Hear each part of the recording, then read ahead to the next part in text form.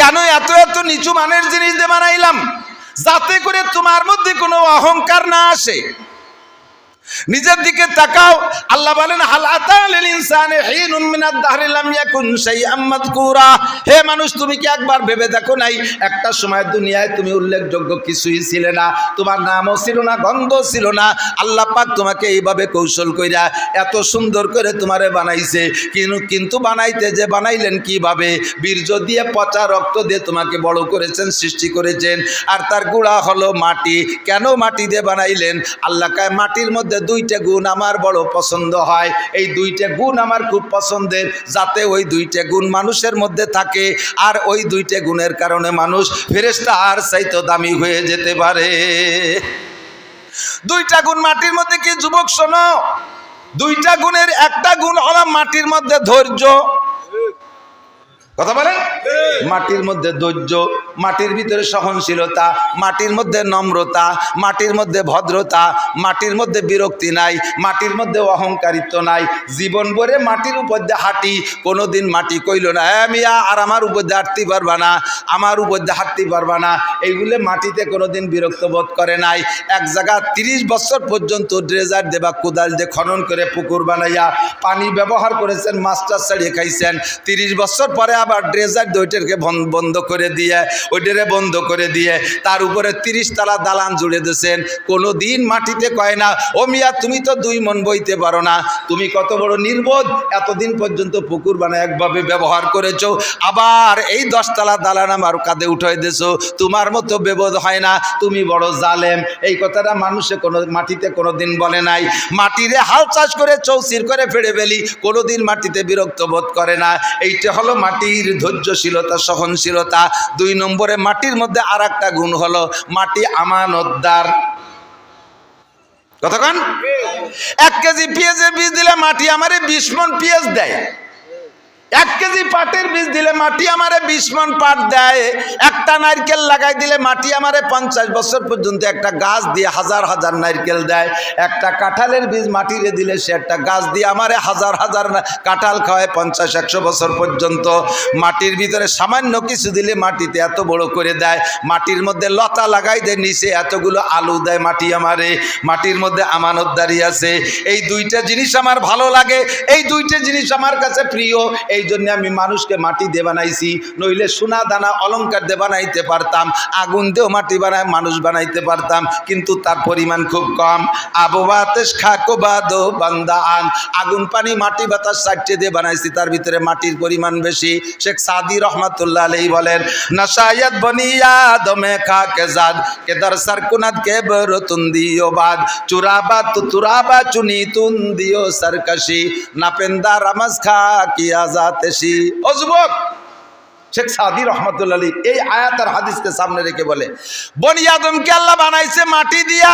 এই মাটির বানানো মানুষের উচিত না ভিতরে অহংকার রাখা, তাকাব্বুরি রাখা, ফকর রাখা, হিংসা রাখা মানুষের উচিত না। কিন্তু দুনিয়ার মানুষ, যুবক, তোমার চাল চলন উঠা বসা দেখে আমার তো মনে হয় না যে তুমি মাটির বানানো মানুষ।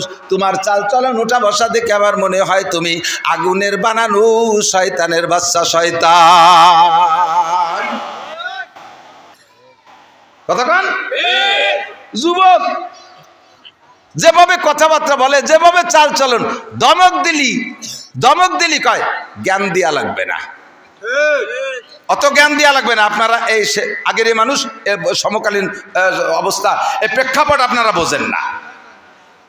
শাসন করতে গেলে বেঁকে বসে, দাঁড়ায় দাঁড়ায় পেশাব করে, আমার পেশাব আমি করি, আপনার কি? যুবকে কিভাবে একটা মেয়েরে নিয়ে মোটর সাইকেলে চলিস, কুত্তয় লজ্জা পায়। তোর চাল চলন দিকে কুত্তয় লজ্জা পায়। তারে যদি ধমক দেওয়া হয় তাহলে অত জ্ঞান দেওয়া লাগবে না। আমার মোটর সাইকেল আমি চলি। একজন বসে বসে পায়খানায় বসে রুটি খায়, পায়খানায় বসে রুটি খায়। এ দেখলি কিটা নিষেধ না করে কোন? তুই কি পায়খানায় বসে রুটি খাইস? কাজে বাড়াবাড়ি করবা না, ফিরে করলে কিন্তু গুদে মাহাই খাবো, রুটি দিয়ে মাখাই খাবো। কথার কথা। এরকমই বলনেওয়ালা যুবক আছে না নাই? কথা বলেন। কোনো যুবক কথা মানে না।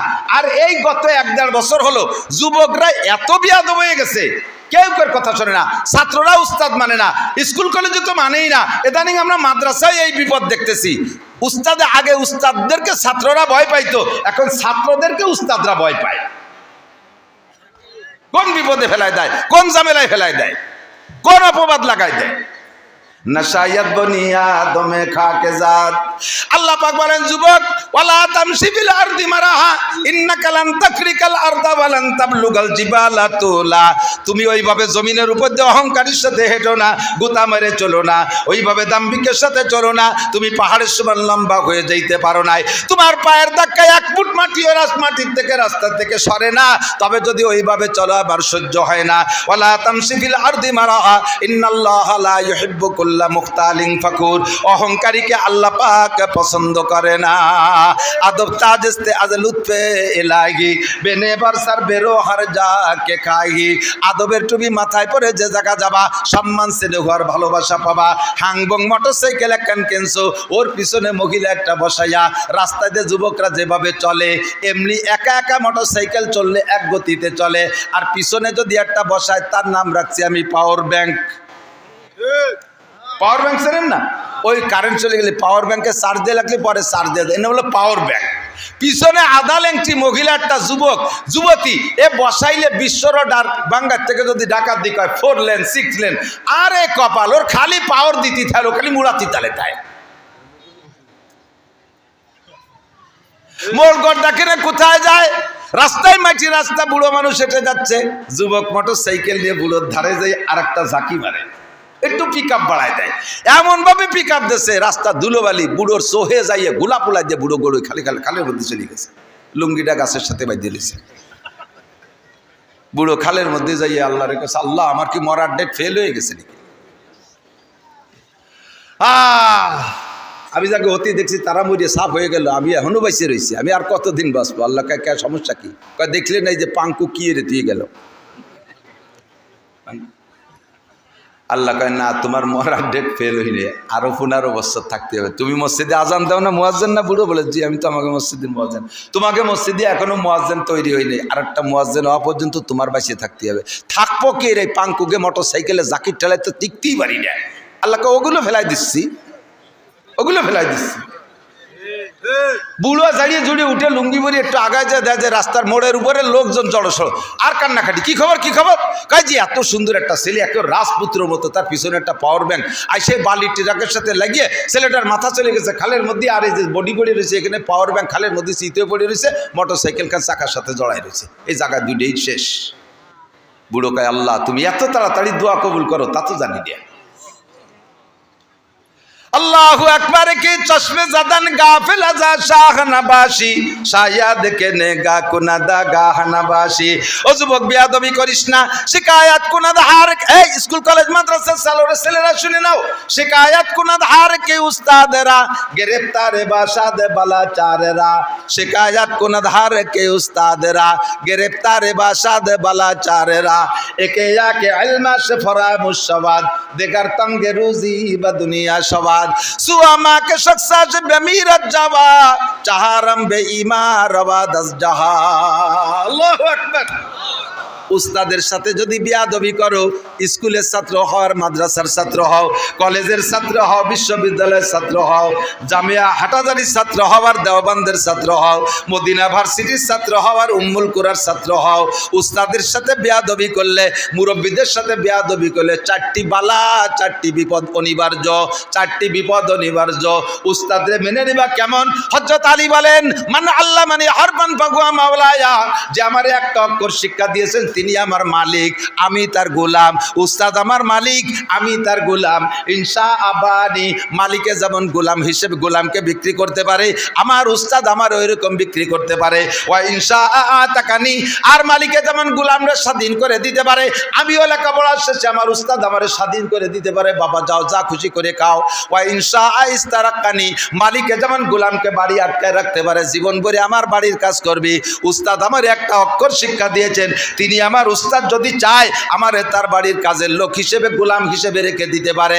উস্তাদ আর ছাত্রের ভিতরে এমন একটা সম্পর্ক রাখতে হবে, এই উস্তাদের সাথে বেয়াদবি করো, একটা পিটেন দেশে বাড়ি যে বলে দেছো, বাড়ির বাপ্পাই এসে হুজুরের গলা চিপে ধরছে, হুজুর।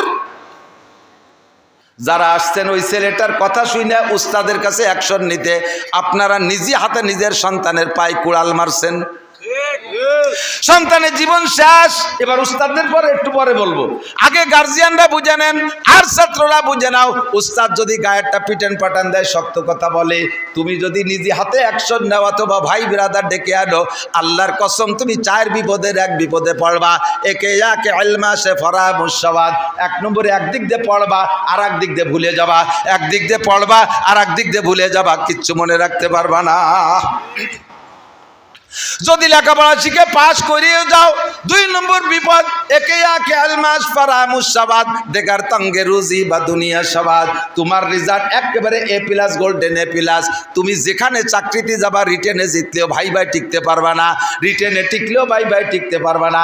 তোমার চাইতে নর্মালরা ভালো পজিশনে চাকরিতে চলে যায়, তুমি সব জায়গা ফেল আর ফেল। মাইর খাইছো কোন জায়গা জানো না, প্রাইমারির উস্তাদের সাথে বেয়াদবি করেছ, অথবা হাই স্কুলের উস্তাদের সাথে বেয়াদবি করেছ, কলেজের প্রফেসর একজন হিন্দু মাস্টার, তার প্রফেসর হরিপদ, তার সাথে বেয়াদবি করেছ। হোক সে হিন্দু উস্তাদ, কেন বেয়াদবি করেছ? তার বদদুয়ার কারণে তোমাকে আল্লাহ এইভাবে অপমান করতেছে, তোমাকে এইভাবে পরাজিত করতেছে। 2 নম্বরে তুমি রুজির অভাব কাটবে না। এরপরে যদি চাকরি পাইও যাও, ব্যবসা বাণিজ্য করে শিল্পপতি হয়েও যাও, তুমি খাইতে পারবা না, খাতেই পারবা না। কয় কিনি দি কত, বাজারে পদ্মার ঘাটের বড় বড় মাছ আমরা কিনি, খাতে পারবো না। কয় ও খাওয়া না, তোর সব খানা ব্রেক করে দেবে। ডাক্তারে বলবে ইলিশ খাইতে পারবা না, শৈল খাতে পারবা না, কই খাতে পারবা না, জিয়াল মাছ খাতে পারবা না, চর্বিওয়ালা মাছ খাতে পারবা না, বড় কোনো মাছ খাবা না, খাসি গরু মুরগি খাতে পারবা না, আরে কোনো ডিম খাবা না, কলা খালি অর্ধেক খাবা, পুরো কলা খাতে পারবা না। সকালে খাবা একটু সাদা যাও, দুপুরে খাবা 100 টাকসালি ভাত, রাত্রি খাবা 1 খান রুটি, সব ব্রেক। মিষ্টি খাইছো আর খাতে পারবা না, ও দোকানের সামনে দিয়ে আটলেও ডায়াবেটিস 28। ঘটো নাকি এই রুম্বাই খালাম ক্যা, পিছনে হাত দিয়ে দেখো কোনো না কোনো উস্তাদের সাথে বেয়াদবি করেছ। দুয়াম দেখার তঙ্গে রুজি বা দুনিয়া সবাদ। 2 নম্বরে বেয়াদবির কারণে রুজির অভাব আসে। সুয়ামাকে সাকসাস বেমিরাজ যাওয়া। হে যুবক সাবধান হইয়া যাও, বেয়াদবির 3 নম্বর ফলাফল হলো উস্তাদের সাথে করো আর আব্বা মার সাথে করো, উস্তাদের সাথে করো আর আব্বা মার সাথে করো। বেয়াদবের 3 নম্বর বিচার হলো সুয়ামাকে সাকসাস বেমিরাজ যাওয়া।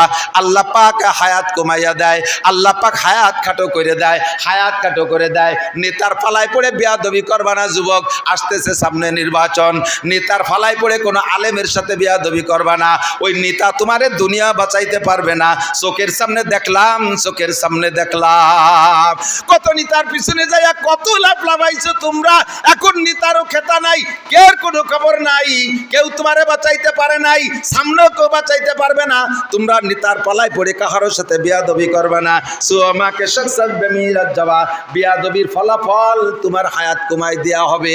ওয়াকালে যেখানে সেখানে তুমি পড়ে মারা যাবা, কুত্তো মারার মতো পড়বা। 4 নম্বরটা সবচাইতে বড় বিপদ, উস্তাদের সাথে মা বাবার সাথে মুরব্বীদের সাথে বেয়াদবি করলে। 4র্থ নম্বর গজব হলো চহারাম বেঈমা রওয়াদাস জাহা, মরণের সময় কলেমা নসিব হবে না। কাবা ঘরের মধ্যে যদি তোমার মরণ হয়, কলেমা নসিব হবে না। আরে তুমি যদি সবে কদর সবে বারাতেও মারা যাও, তাও তোমার কলেমা নসিব হবে না। আল্লাহু আকবার। আর যে ব্যক্তির মরার সময় কলেমা নসিব হবে না, ওই লোকটার পরকাল শেষ। যে ব্যক্তির মরার সময় কলেমা নসিব হবে, তার কপাল বড় ভাগ্য বা কপাল বড় ভালো, সে বড় ভাগ্যবান। আল্লাহর নবী বলেন, মান কানা আখিরু কালামিহি লা ইলাহা ইল্লাল্লাহ ফাদাখালাল জান্নাহ। যেই লোকটার জীবনের শেষ কলেমা হবে লা ইলাহা ইল্লাল্লাহ, ওই লোকটা যেন জান্নাতে চলিয়াই গেল। কন্যা সুবহানাল্লাহ। কষ্ট হচ্ছে, বাজে কথা করছি নাকি আমি তো টের পাচ্ছি। যুবকরা এরকম আছে না, আমি মাদ্রাসায় আসি, আমাকে মাদ্রাসা মোটামুটি একটু ভালো আছে। যখন মাহফিলি ঢুকি কোনো এলাকায়, মাদ্রাসার ছাত্রদের মুসাফার সালাম আর আমার অন্য ভাইদের মুসাফার সালাম শোনা, তোমাদের ক্রিটিসাইজ করতেছি না, শিখার জন্য বলতেছি, সিস্টেম শিখার জন্য। বলে আমাদের মাদ্রাসায় আমরা 24 ঘন্টা মাদ্রাসায় আবাসিক রাইখা কারকে কি বলেন, আরে ভাই পোল্ট্রি মুরগির বাচ্চার কোনো প্রশিক্ষণ নাই, তার মা বাপ নাই, মুরব্বী নাই, আছে নাকি? এই জন্য ওর টের পায়না, ওরে ছাড়িয়ে দেবেন বাইরে, বন বিলাইতে দাওয়া দিল আগে দেখতে যায় যে কিটা আইছে, কারণ তোর প্রশিক্ষণ নেই, ওর তো গার্জিয়ান নাই, মুরব্বী নেই। আর দেশি মুরগি দেখেন ছেলে মেয়ের সুন্দর করে লালন পালন করে, 300 গুণি শো মারলে মা জোর একটা ডাক দিয়ে ডানা উঁচু করে বাচ্চাগুলো বগলের তলে চলে আসে, দোলোয় মা কুটকুট করে নিয়ে ঘরের মধ্যে চলে যায়, ওদের প্রশিক্ষণ আছে। মাদ্রাসায় আমরা আবাসিকভাবে সবসময় মায়ের মতো পালি, এভাবে কুটকুট করে ডাকে ঢুকে কোলের মধ্যে রেখে প্রশিক্ষণ দেই। স্কুল কলেজ ইউনিভার্সিটিতে এইভাবে প্রশিক্ষণ নাই, শিখায় না, তাদের খারাপ কিছু শিখায় তা বলবো না, ভালোই শিখায়, কিন্তু হাতে ধরে প্রশিক্ষণ দেওয়ার ব্যবস্থা নাই। ওই জায়গা থেকে ছুটি দেওয়ার পরে থাকে 16-24 ঘন্টার 4 ঘন্টা 5 ঘন্টা উস্তাদের সামনে থাকে, আর বাকি 19 ঘন্টা বাইরে থাকে, যার কারণে যতটুকু শেখে বাইরে যে তা এলোমেলো হয়ে যায়। ঢুকি, আসসালামু আলাইকুম, মাদ্রাসার ছাত্র এসেছে, আসসালামু আলাইকুম হুজুর কেমন আছেন? আলহামদুলিল্লাহ ভালো আছি, একটু মুসাফা, হাতটা এমনভাবে ধরে কেমন যেন তুলো আমি স্পর্শ করতেছি, মখমলের মতো লাগে। আর আমার অন্য বাইরে সালাম দেয়, সালাম হুজুর, কি কইছে তার সাইকম হুজুর, সাইকম হুজুর।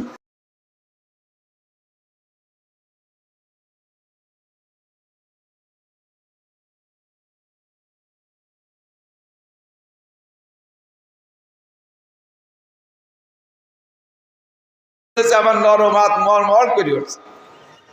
আদব শিক্ষার অভাব আছে, আদবের অভাব আছে। প্রশিক্ষণ নেন, সালাম শেখেন, কথাবার্তা বলা শেখেন। আসসালামু আলাইকুম রহমতুল্লাহ, হযরত কেমন আছেন, কি খেদমত করতে পারি, কোত্থেকে এসেছেন?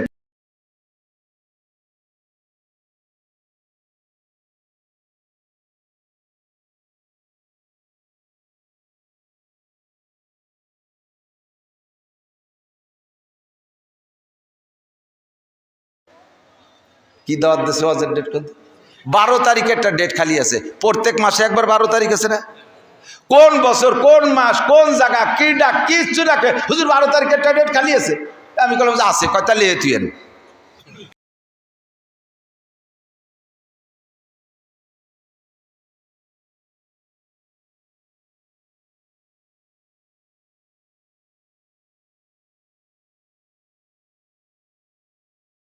সব কিছু শিখতে হবে।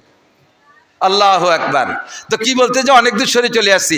আদব বড় দামি জিনিস, আদব বড় দামি জিনিস। কথা বলেন মুরব্বীদের সাথে। ও যুবক, তুমি মোটরসাইকেল চালাও, এখন তুমি বিশ্ববিদ্যালয়ের স্টুডেন্ট, তুমি বাড়ি এসছো ঢাকার থেকে, ঢাকা জাহাঙ্গীরনগরের থেকে বাড়ি আসছো, এসে তুমি রাস্তায় দিয়ে মোটরসাইকেল চালাচ্ছো, ধনী লোকের ছেলে, তোমার সেই প্রাইমারি শিক্ষক তিনি আইজও বাইসাইকেলে খড়খড় খড়খড় করে চলে, কারণ বেতন যা পায় ছেলে মেয়ে গুটি খানিক তাই দিয়ে আর ডানি বামে করতে পারে না। আর প্রাইমারিতে আর ঘুষমুস নাই, কি দিয়ে কি করবে, হয়তো পিরাই মারে, লেখাপড়া ঠিক মতো করে না, পিরাই মারে, বাকি বেতন বেশি না।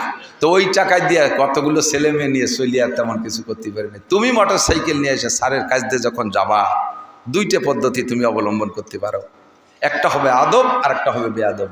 তুমি কাছে যাইয়ে স্লো করে ব্রেক এক করে টোটাল নিউ ইঞ্জিনটা অফ করে দিয়ে স্টার্ট করে স্যারের কাছে, আসসালামু আলাইকুম স্যার কেমন আছেন? ওয়ালাইকুম আসসালাম, তুমি চিনতেছে না? স্যার আমার নাম তো আব্দুর রহমান, আমি আপনার প্রাইমারির ছাত্র। কোন আব্দুর রহমান? কয় আমার আব্বার নাম আব্দুল খালেক, আমার দাদার নাম আব্দুল কাদের, ওই যে মুস্কুন্নি বাড়ি। ও তুই এত বড় হলি কবে? স্যার আমি এখন বিশ্ববিদ্যালয়ে পড়ি, আমি প্রত্যেক ক্লাসেই ফার্স্ট ক্লাস ফার্স্ট। স্যার আমি তো একটু আব্বার জন্যে ভাঙ্গা ওষুধ আনতে যাবো, একটু আমি কি যাবো স্যার? আপনি কোথায় যাবেন স্যার? আমি কি একটু আগায় দেবো স্যার? এ বললে স্যার তোমার মোটর সাইকেল উঠবে না, স্যার তোমার অনুমতি দেবে, ফাঁকে তোমার এই বিনয়ী ভদ্রতা দেখে বলবে হ্যাঁ ঠিক, তোর আব্বা এরকম ভদ্র, আমি শুনছি তোর দাদা এরকম ভালো ছিল, গোষ্ঠী শুদ্ধ কুষ্টিপাত বয়ান শুরু করে দিয়েছে। আল্লাহ তুমি আব্দুর রহমান রে বাংলাদেশের শ্রেষ্ঠ অফিসার বানাইও, সবচেয়ে বড় অফিসার বানাইও, একজাক্ট দোয়া দিয়ে দিয়েছে, এই দোয়া নিয়ে যে জায়গা যাবা সেই জায়গায় তুমি চাকরি পাবা। আর ওই জায়গা দিয়ে যাওয়ার সময় যদি তুমি স্যারের পাশে যাইয়ে মোটর সাইকেলে আর জোরে একটা মোড় দিয়ে একটা ভেসকি বলো, স্যার আইজো ভাই সাইকেলে আসো আমি যাই, স্যার কয় যা দেই কদ্দূর যেতে পারিস। একেটারে ভাঙ্গার মোড়ে যে যখন গোল চক্কর ঘুরতে গেছে আর চক্করের মধ্যে পড়ে গেছে, জায়গায় ডুলিয়ে গেছে। স্যারের কলিজার থেকে একটা হাই সারছে, কারে হড়াইছি। কথা কন না, শায়াদ বনিয়া দমে খাকে জাদ, নম্রতা শেখো, ভদ্রতা শেখো। নম্র ভদ্রতার অনেক দাম। নবী পাক বলেন, আমার দিক তাকান, সন্তান শুরু থেকে কিভাবে তৈরি করবেন এই কথাগুলি এখন বলতেছি। এই কথাগুলি এখন বলা মানে হাই স্কুল কলেজ বিশ্ববিদ্যালয়ের ছাত্রদের এ কথাগুলো বলে সোজা করার মানে হলো, একটা মেহগনি গাছ লাগানোর সময় বেঁকা করে লাগাইছেন, মেহগনি গাছ বেঁকা করে লাগাইছেন, 30 বছর পরে এত মোটা হয়ে গেছে বেঁকা অবস্থায়। এখন এই বেঁকা গাছকে সোজা করতে মুস্কুন্নি সবাই কাশি বান্ধে টানেন। আর মুফতি আব্দুল গফফার সাহেব ইসমতুল্লাহ কাসেমি চরমুনার পীর সাহেব আর আমাকে মতো কতগুলো মোটা মোটা সাপ আইনিয়া আমাকে দোয়ায় লাগাইতেছেন, হুজুর আপনারা জালাল খতম পড়েন, আমরা গাছটা টেনে সোজা করব। সারা মুস্কুন্নি সবাই ওই গাছের সাথে বেঁকা হয়ে যাবা, কিন্তু গাছ সোজা করা যাবে না। জন্মের সময় যার বিসমিল্লাতে ভুল, ও ছেলে নবীর সরা করে না কবুল। আল্লাহ মাটি দিয়ে বানাইছেন, বানানোর সূচনাটা কেমন? আপনাকে পাঠিয়েছেন মাতৃগর্ভে। আমার মারা যদি আওয়াজ শোনেন, কথা খেয়াল করবেন, বাচ্চা যদি দিনদার পরহেজগার আর ভদ্র শিক্ষিত আমায়িক সন্তান, আপনি সন্তানের মা হতে চান, আপনার সন্তান ভদ্র হোক, কর্মজীবী হোক, আমরা দোয়া করি, বড় বড় অফিসার হোক, নেতা হোক, এই দোয়া আমরা করি। তবে এমন সন্তান পাইতে হলে পদ্ধতিটা নিয়ে নিতে হবে। আমার দিক খুব খেয়াল করতে হবে, জায়গা মতো চলে আসছি। এমন সন্তান যদি পাইতে হয়, বানাইতে হয়, তাহলে 1 নম্বর হলো খ্যাত খান ভালো হতে হবে। ফসল ভালো হওয়ার জন্য খ্যাত ভালো হওয়া শর্ত। কতক্ষণ ফসল ভালো হইলে দামি দামি বিদেশি বীজ বুনই দেশের নোনা জমিনে। আল্লামা ফরিদুদ্দিন রত্তা রহমাতুল্লাহ আলাইহি বলেন, জমিনে সুরা সম্বল বার নয়ারাত দরু তকমা আমল যায় মাগরদা। আরে নোনা জমিন চাষ দিয়ে লাভ নাই, লবণ জমিন চাষ দিয়ে তার মধ্যে বেসন দিয়ে লাভ নাই, ওই জমিতে বীজ গজায় না। আগে সন্তান ভালো, তেমনই সন্তান ভালো হইতে হলে আগে লাগবে মাটা ভালো হইতে হবে। বাচ্চা যখন পেটে নেবেন, মা সাবধান থাকবেন, আব্বাদেরও একটা দায়িত্ব আছে। খুব আমি জায়গা মতো চলে আসছে, আমার দিক তাকান, ভুল করবা না। বুড়োরা যারা ভুল করছে, যুবকরা তোমরা যারা বিশেষ করে বিয়ে করো না অথবা নতুন বিয়ে করছো, সামনে আরো সন্তান নেওয়ার সম্ভাবনা আছে, নিয়ত আছে, তোমরা খেয়াল করবা দোস্ত। এদিক তাকাও, আব্বা যেমন হয়, আব্বার স্বভাব যেমন হয়, সন্তানের স্বভাবও তার ভিতরে প্রকার সারায়াত করে, তার ভিতরে ঢোকে। আব্বার মেজাজ যেদিন যেমন হবে, ওই মেজাজের সাথে যদি স্বামী স্ত্রী মিলন হয়, সন্তানও সেই মেজাজের হয়। আপনি রাতভর আগান বাগান দিয়ে টোটো হইয়া শিয়ালের মুতকুত্তর পেশাব সারা গায়ে মাখাইছে, অজু গোসল কিচ্ছু নাই, পয় পরিষ্কার নাই, যাই এই স্ত্রীর সাথে রাত যাপন করছেন। আপনার আজকের রাত্রে শরীরটা ভালো না, নাপাক শরীর, ওই অবস্থায় আপনি যা করার করেছেন, এরপরে সন্তান আসে, ওই সন্তানটা ওই রকম উড়ইটে ভাদাইমে হবে। আপনি রাত্রে চোরদের সাথে গল্প করে আড্ডা করে আইসা রাত্রির স্ত্রীর সাথে মিলন করেছেন, সন্তানের ভিতরে ওই চূড়া স্বভাব আসতে পারে। আপনি বদমায়েশ, কি বলা হয়, লুচ্চ বদমায়েশদের সাথে গল্প করে আইসা সেই মিজাজ নিয়ে স্ত্রীর সাথে রাত যাপন করেছেন, সন্তানের ভিতরে ওই স্বভাবের খানিকটা ঢুকে যেতে পারে। আপনি আল্লাহ ওয়ালা বুজুর্গানে দিনের মজলিসে গল্প করে আইসা বুজুর্গানে দিনের কিস্সা কাহিনী শুনে আইসা রাত যাপন করেছেন, আর ওই রাত্রে আপনার স্ত্রীর গর্ভে সন্তান আছে। আপনি যদি মূর্খ কৃষক চাষা হয়ে থাকেন, আপনার ঘরে আব্দুল গফফারের মতো সন্তান জন্ম নিতে পারে, ইসমাতুল্লাহ কাসেমির মতো সন্তান জন্ম নিতে পারে। আহমদ শফি সাহেবের বাপ বড় আলেম ছিলেন না, আরে চরমুনার পিসাক ইসাক ফজলুল করিম চরমুনার পীর সাহেবের বাপের নাম ইসাক সাহেব, ইসাক সাহেবের বাপের নাম আর এক বড় কোনো পীর সাহেব না, তার বাপ একজন মূর্খ কৃষক মানুষ। আমরাও মূর্খ বাপের সন্তান। আমার আব্বা আলেম ছিলেন না, আল্লাহর রহমতে আমরা 4টে ভাই হাফেজ মৌলানা। আমার আব্বাজি জীবনে কোনোদিন এক ওয়াক্ত নামাজ কাজা করে নাই। আমার আব্বারে দেখি নাই কোনো আজে বাজে মানুষের সাথে আড্ডা করছে, চোর ডাকাত গুন্ড বদমাশদের সাথে আড্ডা করতে আমি শুনি নাই। আমার আব্বারে কোনো নিশা ব্যবহার করতে আমরা দেখি নাই। আমার আব্বা সাদাসিধে মানুষ, কৃষি ক্ষেত কামার করতেন, 5 ওয়াক্ত নামাজ পড়তেন। প্রত্যেক দিন মাঠে যাওয়ার আগে কিছু হলিও 2 পৃষ্ঠা হলিও আমার আব্বা কোরআন শরীফ তিলাওয়াত করতেন। আমার বিশ্বাস, আমার এই আব্বা আর আমার নেককার মা, আমার মার বয়স এখন 100 বছর, আজ থেকে 5 বছর আগে মা বেশি মাজুর হয়ে গেছে। এই 95 বছর বয়স পর্যন্ত আমার মা যেদিন থেকে কোরআন পড়া শিখছে, আমরা দেখেছি সকালবেলা এবং রাতের বেলা মাকে কোরআন তেলাওয়াত করতে। আমার মা কোরআন শরীফের বড় বড় প্রায় 30টা সূরা আমার মার মুখস্থ। আমার মা কোরআন শরীফ সচক্ষে দেখে পড়েন। আমি সেই কোরআন পড়নেওয়ালা মায়ের সন্তান, নইলে আমার ব্যক্তিগত কোনো কারামতি নাই। আব্বা মা নেক বিদায় আমরা আল্লাহ পাক এই পর্যন্ত আমাদেরকে নিয়ে আসছে। মাও ভালো হতে হবে, আব্বাও ভালো হতে হবে। আপনি স্ত্রীর কাছে যাওয়ার আগে একটু পরিষ্কার পরিচ্ছন্নতা অর্জন করবেন, যাওয়ার আগে ব্যবহারের আগে একটা দোয়া পড়বেন। আল্লাহুম্মা জান্নিবনা শায়াতিন, আমার দিক, আল্লাহুম্মা জান্নিবনা শায়াতিন ওয়া জান্নিবিশ শায়াতিনা ফিমা রাযাকতানা। আল্লাহ আমাকে শয়তানের হাত থেকে বাঁচাও, আর পরবর্তী যে জেনারেশন সন্তান আমাকে তুমি দিবা তাকেও তুমি শয়তানের থেকে বাঁচাও। এই দোয়াটা পড়ে স্ত্রীর সাথে আপনি রাত যাপন করলে শয়তানে আপনার সন্তানের উপরে প্রভাব ফেলতে পারবে না। ভালো সন্তান চাইতে হলে শুরু করতে হবে এভাবে। এবার মায়ের কোন দিনের মিলনে পেটে বাচ্চা গেছে জানে না, কাজেই মা প্রত্যেক দিন পর্দা করবেন, সবসময় পর্দা করবেন। পর্দানসীন মায়ের পেটের থেকে যদি একজন ডিসি হয়, সে ডিসিটা হবে আমাদের গোপালগঞ্জের ডিসির মতো। পর্দানসীন মায়ের পেট থেকে যদি একজন ডিআইজি হয়, সে ডিআইজি হবে ডিআইজি রফিকুল ইসলাম শিমুলের মতো। পর্দানসীন মায়ের পেট থেকে যদি একজন ইঞ্জিনিয়ার হয়, তিনি হবে ইঞ্জিনিয়ার আব্দুল মুকিতের মতো, ইঞ্জিনিয়ার সেলিম আকরামের মতো, এইরকম ইঞ্জিনিয়ার হবে। কথা বলেন ঠিক ঠিক না? পর্দানসীন মায়ের পেট থেকে যদি একজন ডাক্তার হয়, সে ডাক্তারটাও বহু ডাক্তার আছে মেডিকেল সায়েন্সে, মেডিকেল কলেজে যে দেখেন আল্লাহওয়ালা জুব্বাওয়ালা পাগড়িওয়ালা ডাক্তার হাজারও আছে আল্লাহর রহমতে। এমন ডাক্তার, ইঞ্জিনিয়ার, ডিসিএসপি সন্তান পাইতে হলে মা আপনাকে হতে হবে ভালো। বাচ্চা পেটে আসার পরে মা যত বেশি সাংসারিক কাজে ব্যস্ত থাকবেন, বাচ্চাটা পেটে তত ইজি হবে। বাচ্চা পেটে আসার পরে বেশি বেশি শ্বশুর বাড়ি থাকার চেষ্টা করবেন, শ্বশুর শাশুড়িরে খেদমত করার চেষ্টা করবেন, শ্বশুর শাশুড়িরে খেদমত করবেন। মা বাচ্চা পেটে নিয়া শ্বশুর শাশুড়ি দেখবে আর আল্লাহর কাছে নির্জনে দোয়া করবে, রব্বুল আলামিন আমার এই মা, আমার বৌমা পেটে বাচ্চা নিয়ে নড়তে পারে না, তারপর আমার মশারির কেনিটা বেঁধে দিয়ে গেল, আমার গায়ে ল্যাপটা টেনে দিয়ে গেল। আল্লাহ আমার এই মা, আমার গর্ভবতী মা নড়াচড়া করতে পারে না, প্রত্যেক শুক্রবারে গরম পানি করে আমারে শীতকালে গোসল করাইয়া দেয়, আমার মা রান্না করে আগে আমারে খাওয়াইয়া দেয়। আল্লাহ আমি আমার মায়ের পর সন্তুষ্ট, আমার বৌমার পেট থেকে একটা নেককার সন্তান নরমালি দিও। শ্বশুর শাশুড়ির দোয়ায় তোমার বাচ্চা নরমাল হবে, সিজারে যাওয়া লাগবে না, সিজারে যাওয়া লাগবে না, সিজারে যাওয়া লাগবে না। আর মেয়েরা বাচ্চা পেটে আসার সাথে সাথে আল্লাদের ঠেলায় বাপের বাড়ি চলে যায়, শ্বশুর শাশুড়ির খোঁজ খবর নেয় না। বুড়ো বুড়ি শ্বশুর শাশুড়ি রান্না করে খাওয়ানোর কেউ নাই, কান্দে আর কয় এমন শয়তানটা বাড়ি আনলাম, বুড়ো কালে ফেলাইতে চলে গেল। আল্লাহ যেন তোরা দুনিয়ায় বিচার করে, আখেরাতেও বিচার করে। সেই বিচার শুরু হয় ডেলিভারির সময় থেকে। সিজারে লাগে 1.5 লাখ টাকা, এরপরে বাচ্চা হয় পঙ্গু পাঙ্গা খোড়া কানা, বড় হইলে হয় সেটা মস্তান ডাকায় তার নুচ্ছ বদমায়েশ। সাবধান, সতর্ক হয়ে যাও, সতর্ক করে দেই। আল্লাহু আকবার।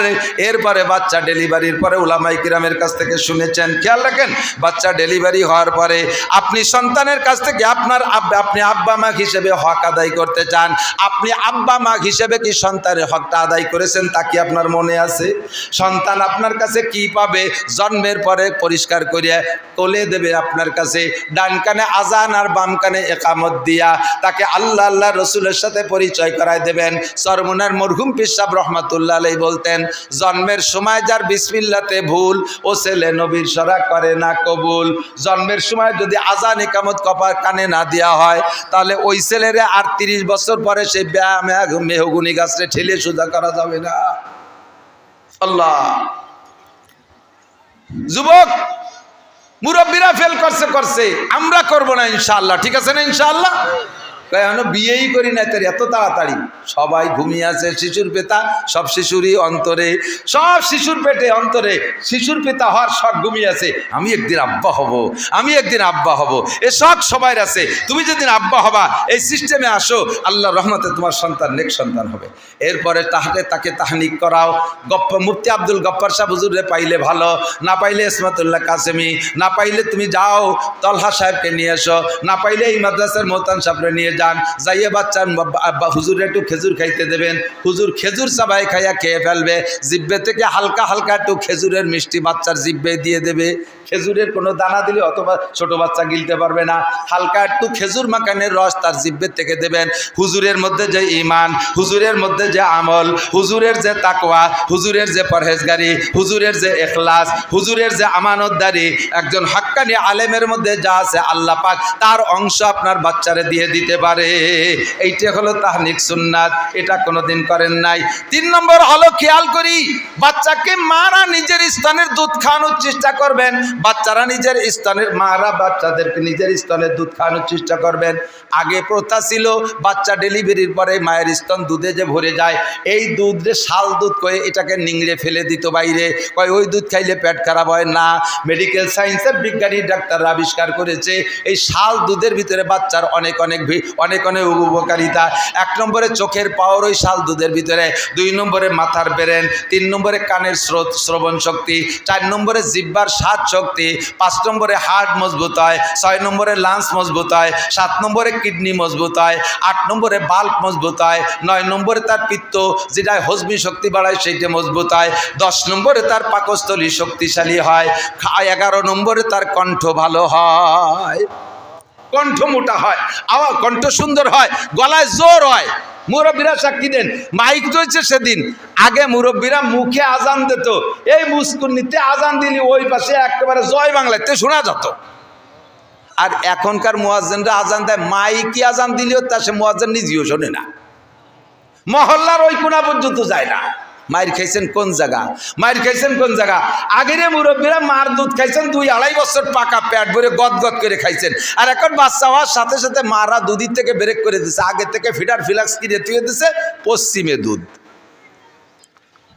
ইন্ডিয়ান দুধ, ইটালিয়ান দুধ, ফ্রান্সের দুধ, আমেরিকান দুধ, রাশিয়ান দুধ, সিঙ্গাপুরি দুধ, এই বিদেশের 12 দেশের 13 মার দুধ খাওয়াইয়া নিজের মা দুধের থেকে বঞ্চিত করছেন। ওর গলাও গেছে, ওর কণ্ঠও গেছে, ওর হার্ট লাং সব শেষ হয়ে গেছে। কাজে আজান দিলি সেও সেও তিতালে থাকে, শব্দ নাই। আল্লাহর রহমতে পাক্কা 2.5 বছর দুধ খাইছি মায়ের দুধ। সেই অভাবের আমলে যে সময় মাও স্বাধীনের সময় 69 আমার জন্ম, কত অভাবের ভিতর দিয়ে সেই সময় খাইছি মার 2.5 বছরের দুধ। আল্লাহর রহমতে সারাটা বছর সিলাই বেলাই গলার মধ্যে একটু দুর্বলতা নেই, গায়ে গোস্ত না থাকলে জেজি পোকার মতো। জেজি পোকা দেখছেন একটুকারটা পোক, ওর কেরানির ঠেলায় পুরো ভাঙ্গা নড়িয়ে যায়। আল্লাহ মারা স্তনের থেকে দুধ খাবেন। যদি কোনো মহিলা সন্তানকে মাহরুম করে এই নিয়ামত থেকে, যে স্তনের থেকে দুধ খাইলে শারীরিক গঠন ঢিলাঢালা হয়ে যাবে, এই বয়সে উনি ইয়াং থাকবে বিধায় দুধ খাওয়াবে না, সাবধান, সতর্ক হয়ে যান। আজ থেকে 30 বছর আগে এই রোগের কথা মুরব্বীরা শোনেন নাই, এখন হাজার হাজার হাসপাতাল ভরে গেছে। ব্রেস্ট ক্যান্সার, স্তন পচন, ওই দুধ খাওয়ায় না, ও দুধ আলো গাঢ়, ওইটা কিছুদিন পর পয়সা পুজ হয়ে যায়, ভিতরে যায়, তারপরে বড় ফুলা রূপ ধারণ করে, আস্তে আস্তে ওটা ক্যান্সার হয়ে যায়। তুমি যে স্তনকে ঠিক রাখার জন্য বাচ্চাকে নিয়ামত থেকে বঞ্চিত রেখেছো, আল্লাহ কয় তোর স্তনই থাকবে না, তোর স্তন অপারেশন করে ফেলে দিতে হবে, তুই আমার মেহমানকে মাহরুম করেছিস নিয়ামত থেকে। দুধ খাওয়াবেন, আপনার দুধ খাওয়াবেন, আপনার সাথে সম্পর্ক হবে। আপনার দুধ খাওয়াবেন না, পশ্চিমেকে দুধ খাওয়াবেন, ওকে দিকে টান হয়ে যাবে। মুসলমানের বাচ্চা খ্রিস্টান মার্কা, কারণ কে? খ্রিস্টানকে দুধ খাইছে।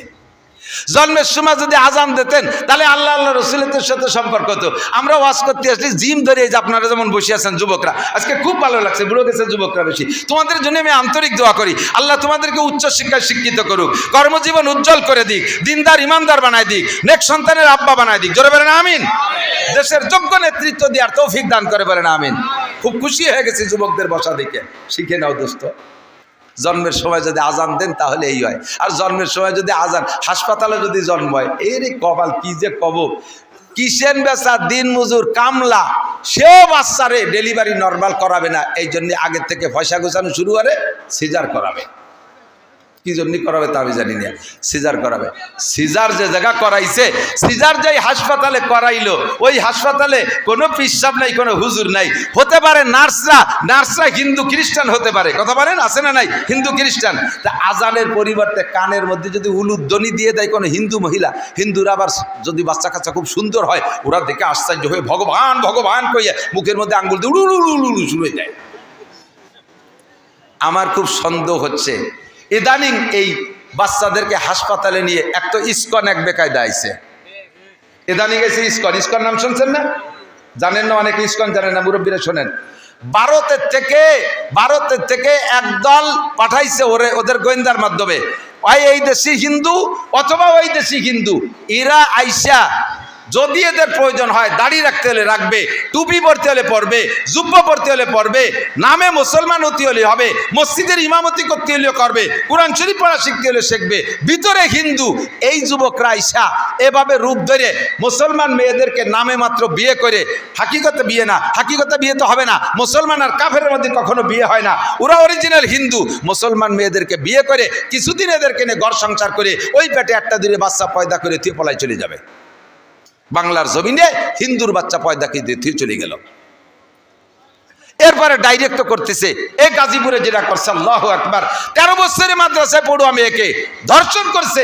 আর এই ধর্ষণের পক্ষ করেছে ওই জায়গার পুলিশ কমিশনার। সে কয়, ফেসবুকে দেখলাম, বাস্তবেও খবর শুনেছি, পুলিশ কমিশনার কয় এই মৌলবী যে লাফালাফি করতেছে, যদি নির্বাচিত সরকার থাকতো এই মৌলবীর আমি গুলি করে মেরে ফেলতাম। তুমিও সেই রয়ের দালাল, কথা কন, তুমিও